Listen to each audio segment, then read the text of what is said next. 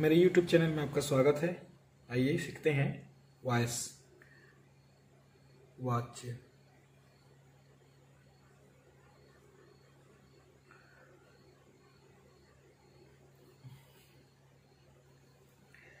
Voice की बात करें तो हमको दो बातें याद आती है,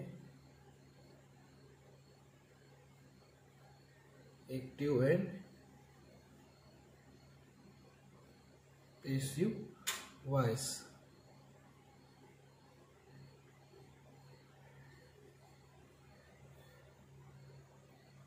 एक्टिव वॉइस का मतलब क्या होता है? जिसमें कर्ता प्रधान होता है, कर्ता प्रधान होता है,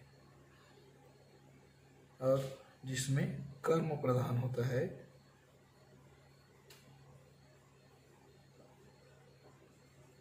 वो पैसिव वॉइस है।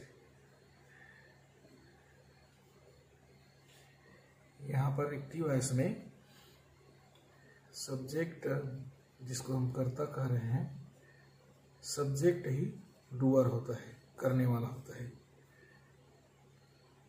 और यहाँ पर सब्जेक्ट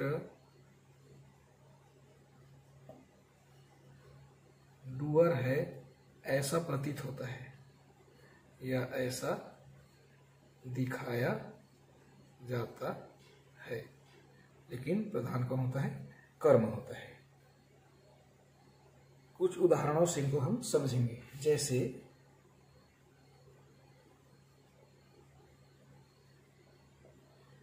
ही ड्रिंक्स मिल्क। ये हमारा उदाहरण है किसका? एक्टिव वॉइस का। Active voice. ये पैसिव वॉइस में क्या हो जाता है? ये हमारा जो ऑब्जेक्ट है वो सब्जेक्ट बन जाता है मिल्क, फिर helping verb is milk, verb का थर्ड फॉर्म ड्रंक बाय ही का हिम। ये हमारा क्या बन गया? Passive voice. Passive voice. अब ये इस प्रकार से समझाने का मेरा उद्देश्य था कि यहाँ पर देखें, हम जो एक्टिव वॉइस है उसमें subject plus verb plus object है, और यहाँ पर देखें तो जो ऑब्जेक्ट है वो क्या बन गया? New subject. कौन बना? ऑब्जेक्ट। अब हमने क्या ऐड किया? Helping verb. उसके बाद क्या ऐड हुआ है? वर्ब का थर्ड फॉर्म। फिर क्या ऐड हुआ?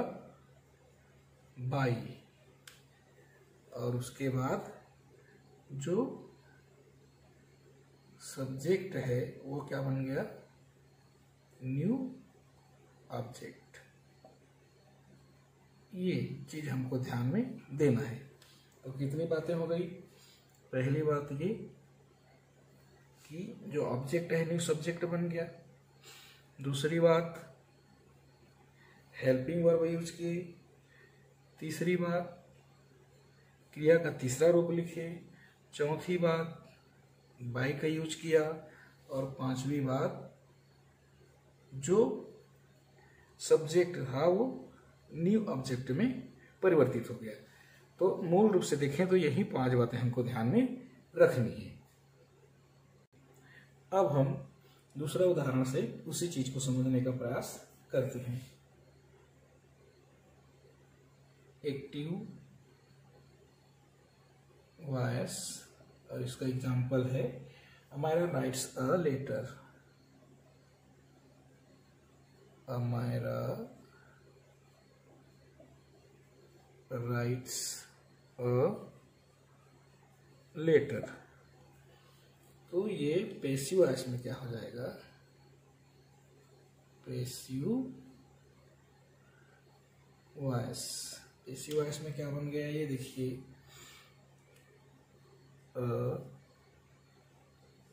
Letter is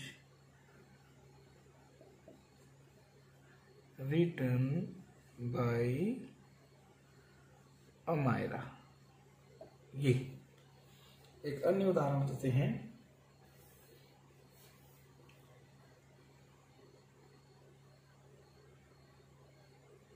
Kiran is writing a letter. अब ये तब्दील हो रहा है, अ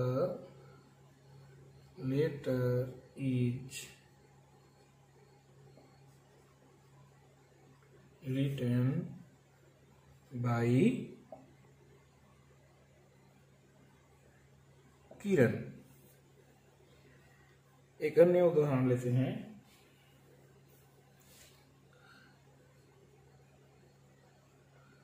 Amayra had written a letter, और ये पैसिव वॉइस में लेटर had been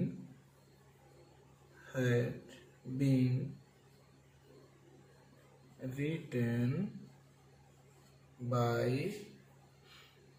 अमायरा। ये तो हमने देखा कि सब में जो हम पहला नियम बताए थे वो सारे चीजों में फॉलो हो रहा है। अब हम टेंस के आधार पर कौन सा हेल्पिंग वर्ब के साथ कौन सा हेल्पिंग वर्ब में तब्दील होगा उसको समझ लेते हैं। जैसे हम बात करें प्रेजेंट टेंस, तो प्रेजेंट टेंस में कौन कौन सी कंडीशन, एक तो होगा इंडेफिनाइट और दूसरा क्या होगा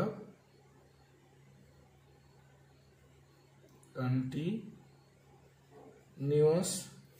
और तीसरा क्या होगा perfect. Present indefinite, present continuous और प्रेजेंट परफेक्ट। तो इसका अलग अलग उदाहरण हम देख लेते हैं। प्रेजेंट इंडेफिनिट का एक बार और देखते हैं। ये he drinks milk, और पैसिव वॉइस में हो जाएगा milk is drunk by him. अब कंटिन्यूअस में देखें,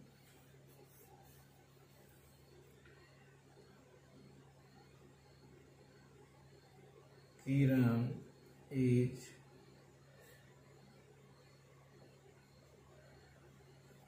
राइटिंग अ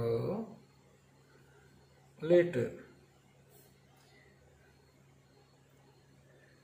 तो पैसिव वॉइस में हो जाएगा a letter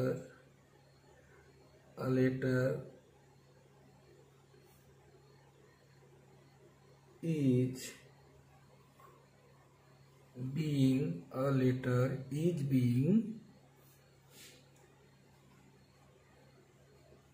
written by Kiran.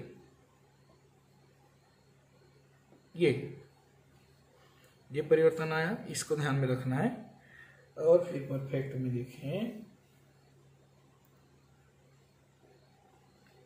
Kiran had written a letter। ओ पैसिव में हो जाएगा ये a letter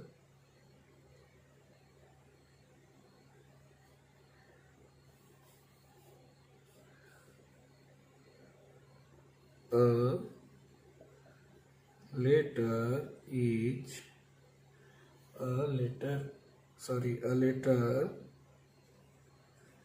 had been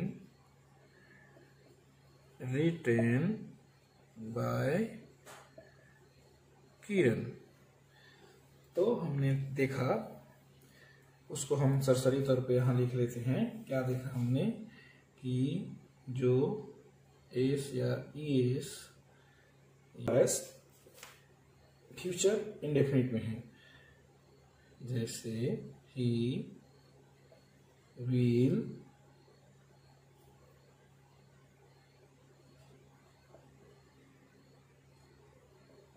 right a letter. तो ये कैसे तब्दील हो जाएगा, देख रहे हैं, a letter will be written by him. उसी प्रकार से यदि ये फ्यूचर परफेक्ट में हो, जैसे he will have written a letter, तब इसका जो पैसिव वॉइस होगा, ये एक्टिव वॉइस, ये पैसिव वॉइस, ये एक्टिव वॉइस और ये पैसिव वॉइस। जब पैसिव वॉइस इसका क्या हो जाएगा, तो लेटर विल हैव बीन लग जाएगा, फिर रिटन बाय हिम। तो इस प्रकार से हमने देखा वॉइस में कि जो प्रेजेंट इंडेफिनिट में है उसमें किस प्रकार से सहायक क्रियाओं में परिवर्तन करके क्रिया का तीसरा रूप और बाई लगा के एक्टिव वॉइस पैसिव वॉइस में तब्दील करेंगे। तो इसमें किसी प्रकार से आपको और कोई समस्या है तो कमेंट बॉक्स में कमेंट करना ना भूलें, और मेरे वीडियो को लाइक और शेयर करना ना भूलें।